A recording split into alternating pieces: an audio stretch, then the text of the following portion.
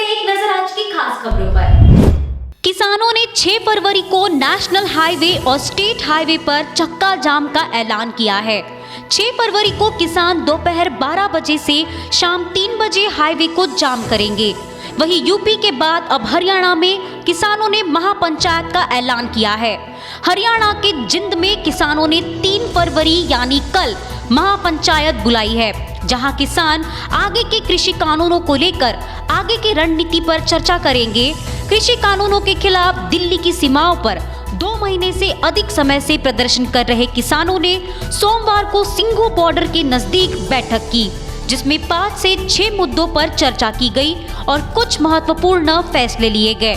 संयुक्त किसान मोर्चा ने 6 फरवरी को दिन के 12 बजे से 3 बजे तक पूरे देश में चक्का जाम करने का ऐलान किया है। शहर की सीमा में दौड़ रही मेट्रो अब गांव की ओर चली। बजट में नागपुर मेट्रो के फेज 2 के लिए 5,976 करोड़ रुपए मंजूर किए गए हैं। बजट में फेज 2 के लिए राशि की भी घोषणा कर दी गई। नागपुर मेट्रो के फेज 2 को भी केंद्र सरकार से हरी झंडी मिल गई है। वर्तमान में नागपुर में 38 किलोमीटर का मेट्रो ट्रैक है, जिस पर 38 स्टेशन है।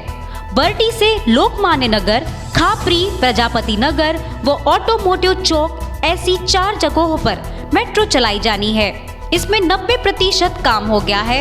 आगे ग्रामीण क्षेत्रों को भी जोड़ने के प्रयास किए जा रहे हैं। यह फेज 2 अंतर्गत होने वाला विकास कार्य है। जल्दी ही इसका काम शुरू होने की उम्मीद की जा सकती है।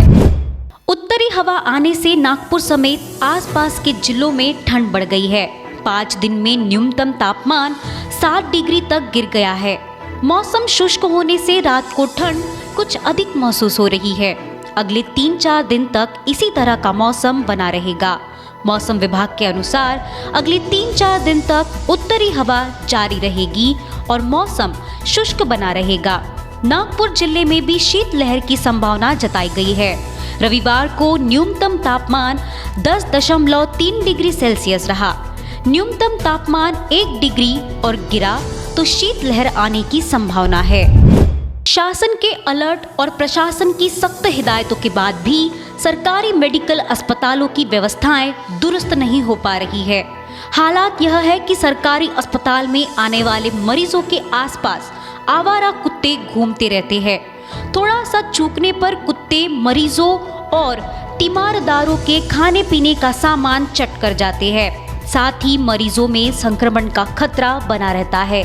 यह नज़ारा है वार्ड नंबर 28 का। मेडिकल हॉस्पिटल के स्वास्थ्य केंद्र के कर्मचारियों की लापरवाही से कुत्तों का जमावड़ा लगा रहता है। गौरतलब है कि इस अस्पताल में लोग इलाज कराने के लिए इसलिए आते हैं कि यहाँ उचित उपचार होगा, परंतु यहाँ इलाज से पहले ही बीमार होने का भय बना रहता है। नागपुर शहर में पानी वितरण व्यवस्था का निजी ठेका रद्द करने और हर वर्ष 5% दर बढ़ाने का विरोध के साथ ही पूरे शहर को 24 घंटे पानी देने की मांग को लेकर राष्ट्रवादी कांग्रेस की ओर से मनपा मुख्यालय सिविल लाइंस में अनिश्चितकालीन भूख हड़ताल किया गया। राष्ट्रवादी कांग्रेस नेता वेद प्रकाश आर्य उक्त मांग को लेकर भूख हड़ताल पर बैठे थे। मौके पर जयंत पाटिल के आने से उनका भूख हड़ताल वापस लिया गया। पाटिल ने आश्वस्त किया कि नागपुर शहर की पानी समस्या अनिल देशमुख के साथ मुख्यमंत्री को उजागर करेंगे और पानी समस्या का हल निकालेंगे। इस आंदोलन में राष्ट्रवादी कांग्रेस शहर अध्यक्ष अनिल अहिरकर, नगर सेवक दुनेश्वर पेठे, दिलीप पनकुले, प्रशांत पवार सहित बड़ी संख्या में राष्ट्रवादी काँग्रेस करता पदाधिकारी व कार्यकर्ता भी शामिल हुए। आज मी आणि अनिल देशमुख साहेब आम्ही दोघेही या ठिकाणी आलो। आयुक्तांना बोलून घेतलं, त्यांच्याशी चर्चा केली। आयुक्तांच्या अखत्यारीत जे शक्य आहे ते आयुक्त करतील। राज्य सरकारला जे करणं आवश्यक आहे ते आम्ही दोघं राज्य सरकारला सुचवू आणि संबंधित खात्याचे मंत्री महोदय आणि माननीय मुख्यमंत्र्यांना या प्रश्नाकडे त्यांचं लक्ष वेधून घेऊ आणि आवश्यक असेल जर काही त्रुटी असतील त्याबाबत योग्य ती चौकशी करण्याच्या देखील सूचना आम्ही देऊ। अशी चर्चा झाल्यानंतर वेदप्रकाश आर्य यांनी 3 दिवस सतत जे उपोषण आमरण उपोषण केलेलं ते आमच्या दोघांच्या आग्रहाने आणि आयुक्तांच्या चर्चेनंतर आता सोडलेलं आहे। थाना क्षेत्र नंदनवन हसनबाग स्थित एक इमारत पर युवक का शव मिलने से हड़कंप मच गई।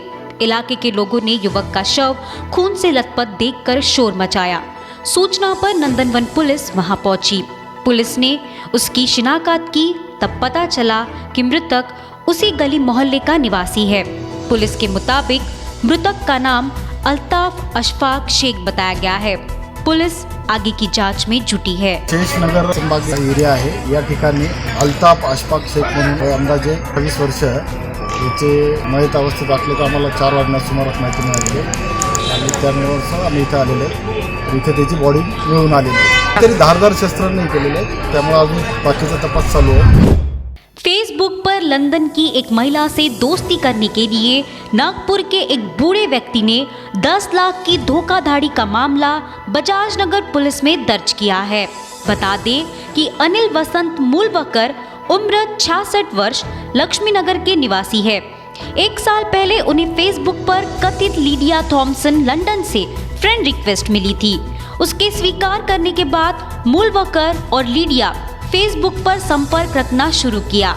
जब कोरोना तेजी से फैल रहा था तो उसने अपने करोड़ों रुपए के साथ सेवा के लिए भारत आने की पेशकश की। मूलवकर को झांसा देकर सीमा शुल्क अधिकारी ने उसे दिल्ली में आने पर 9,85,000 सीमा शुल्क का भुगतान करने को बताने की बात कही। मूलवकर ने विभिन्न चरणों में धन एकत्र किया और उसे भेज दिया। जब उसने बार बार रुपए की मांग की तो मूलवकर को शक हुआ कि उनके साथ धोखा हुआ है। यामध्ये वयस्कर व्यक्ती आहेत, परंतु त्यांना मी इंडियाला येणार आहे, मला इंडिया बघायचं आहे ह्याच्यासाठी त्यांच्याशी कन्व्हर्सेशन चालू होतं आणि त्यानंतर तिथे आल्यानंतर दिल्लीत मला कस्टम मध्ये पकडलेलं आहे। माझ्याकडे 2 करोड कॅश आहे, कॅश सोडवण्यासाठी मला पोलिसांनी पकडलेलं आहे, तर ती कॅश माझी सोडवण्यासाठी मला मदत करा। अशा तऱ्हेने त्यांना फसवणूक झाली। मग त्याच्यामध्ये त्यांना तिला कस्टम एअरलाइन्स कस्टम मधून बोलतोय असं एक दुसरा व्यक्ती पण बोलला की मी कस्टम मधून बोलतोय। त्यांनी पण सांगितलं की ही लेडीज खूप रडत आहे, हिच्याकडे एवढी कॅश आहे, तर हिला मदतीची गरज आहे। त्यानंतर परत ती मनी एक्सचेंज करण्यासाठी म्हणून परत असे 3-4 वेळा ट्रान्झॅक्शन झालेले आहेत। ह्या केसमध्ये आपण 420 आणि आयटी ऍक्ट लावलेला आहे 66B प्रमाणे। त्यामध्ये आपण आता त्याचे बँक डिटेल्स जे घेतलेत, बँकेकडून ट्रान्सफर जे पैसे झालेले आहेत, कुठल्या बँक अकाउंटला गेलेले आहेत, त्याच्यासाठी बँकेला आपण पत्रव्यवहार केलेला आहे। फेसबुक अकाउंटचे डिटेल्स घेण्यासाठी कोणाच्या नावावर होते, काय होतं, त्याच्यासाठी आपण सायबर सेल्सकडून माहिती घेत आहोत। स्वास्थ्य विभाग के कर्मचारियों ने बच्चों को प्राथमिक स्वास्थ्य केंद्र में पोलियो की खुराक के बजाय हैंड सैनिटाइजर पिला दिया, जिसके बाद कई बच्चों के बदन में ऐंठन उल्टी होने लगी। इससे माता पिता और वहां के स्वास्थ्य अधिकारियों में खलबली मच गई। यह घटना रविवार को हुई। सभी बच्चों को इलाज के लिए Vasantrao Naik government medical college and hospital में भर्ती कराया गया है। यह पूरा मामला घाटांजी के कापसी कोपारी गांव में एक प्राथमिक स्वास्थ्य केंद्र का है। बजट में ऐलानों और मजबूत वैश्विक संकेतों के बीच आज घरेलू शेयर बाजार की शुरुआत दमदार हुई है। निफ्टी 14,500 के पार खुलने में सफल रहा। सुबह 9:15 पर बॉम्बे स्टॉक एक्सचेंज पर 30 शेयरों वाला प्रमुख इंडेक्स सेंसेक्स 734 अंक यानी 1.51% की बढ़त के साथ खुला है। इसके थोड़ी देर बाद यह 1000 अंकों से ज्यादा की उछाल के साथ 49,600 के पार कारोबार कर रहा है। नेशनल स्टॉक एक्सचेंज पर निफ्टी 50 भी 220 अंक यानी 1.55% चढ़कर कारोबार कर रहा है। आज शुरुआती कारोबार में 1027 शेयरों में तेजी देखने को मिली, जब 171 शेयर्स लुढ़के। सेंसेक्स के 30 शेयरों में केवल हिंदुस्तान यूनिलीवर को छोड़कर अन्य सभी स्टॉक्स हरे निशान पर कारोबार कर रहे हैं। तमाम अपडेट्स में बने रहने के लिए देखते रहिए एजीपी न्यूज। हमारे चैनल को सब्सक्राइब करें और बेल आइकन दबाना ना भूलें।